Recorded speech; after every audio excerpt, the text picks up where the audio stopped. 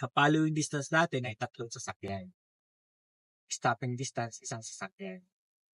So, ito, truck ang nasa unahan natin.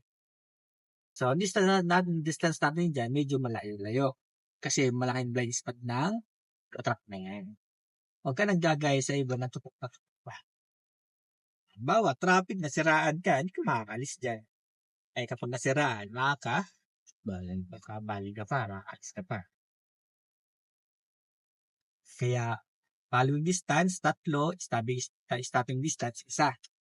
Kapag truck ang nasa unahan, mas malayo din ang distance niya. Kasi, sa likod ng truck, may nakikita kang nakasulat. Ano yung nakasulat lagi dyan?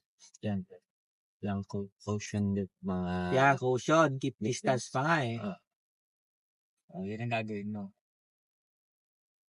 Kapag naman mga kotse, yan, pag hindi mo nakikita ang gulong, wag mo hindi pakita ang gulong, stop ka na. Sampung gulo, likod po nila. Likod ng gulong. Kasi pag plate number din hindi makita, malapit na yun.